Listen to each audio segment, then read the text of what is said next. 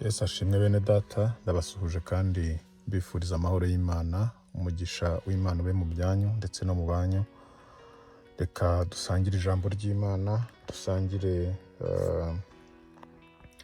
ijambo rimwe riri mu Mubwiriza igice cya 5 umurongo wa 4 kugeza kwa 5 ngo nuhigira Imana umuhigo ntugatinde kuwuhigura kuko itanezerewe abapfapfa.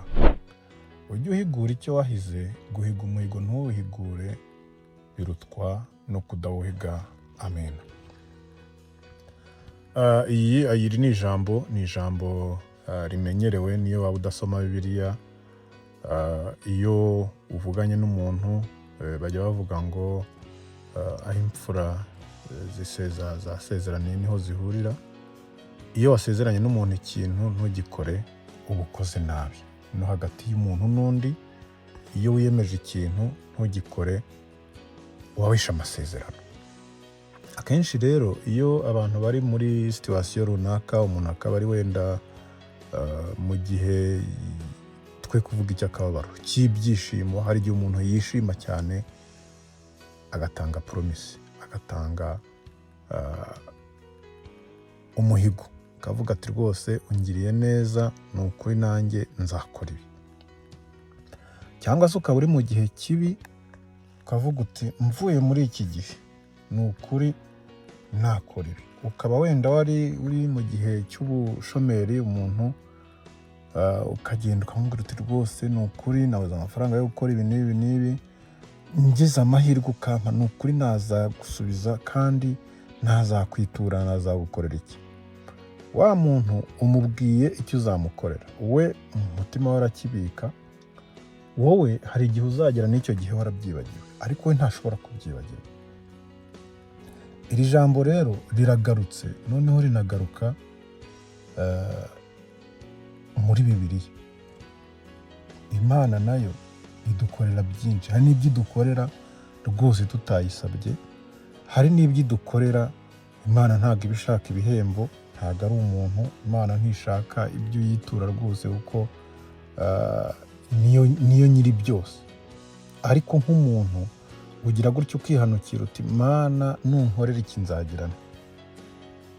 Iyo rero iryo jambo wabwiye Imana utarisohoje uba ukoze amakosa, kuko Satani umurezi wacu ahora hariya avuga ati nguriye uko yagize, ngaba ari ba bandi wita bawe, do ntureba se ese byandi yavuze urabona bikoze. Ahora hariya arimo anabwira bagenzi bawe ntimumureba, uriya se ntahora avuga ko akorera Imana, uriya se ko yakubwiye ngo azagira gutyo, urabona yabikoze. Iki akaba ari cyo Satani aheraho akurega, anakugira umuntu akugaragaza uko utari.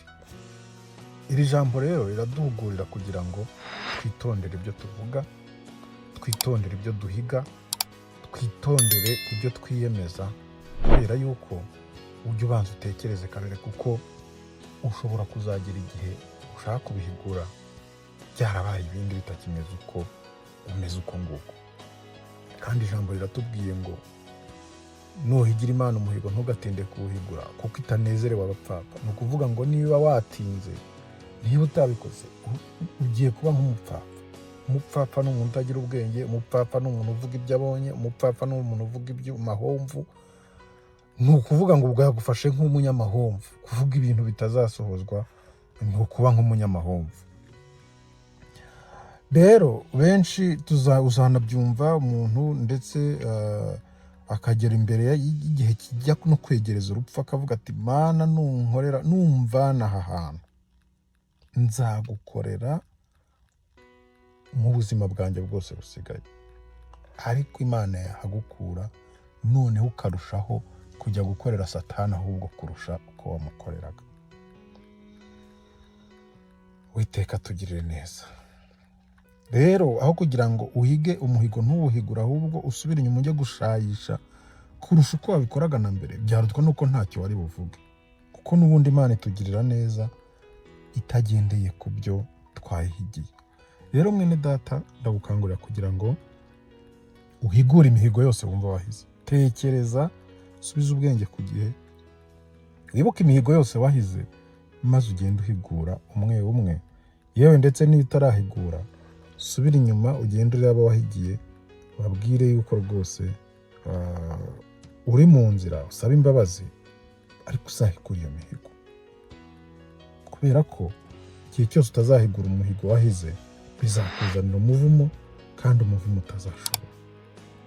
Uwiteka rero abagirire neza, Uwiteka abahe guhiga ibyo muzahigura, kandi mwe kwishyiramo umugozi, ahubwo utekereze kabiri muvuga ibyo muzashobora. Turagushimye Mwami Imana kubw'ijambo, tugushimye yuko uri umunyembabazi kandi ugira neza. Abaguhigiye ni benshi, ariko uvuga yuko kandi tuzi neza yuko uri umunyembabazi, iyo tukugarutseho tugasaba imbabazi uratubabarira. Rero ndakwinginze kugira ngo tubabarire imihigo twahize ntituyihigure, ubabarire buri muntu wese wahigaga ntahigure atazi yuko ari bibi kuri we, hanyuma umuhe guhindukira, umuhe kuba umugabo uguma ku ijambo, kugira ngo twirinde imivumo iva mu kudahigura imihigo twahize.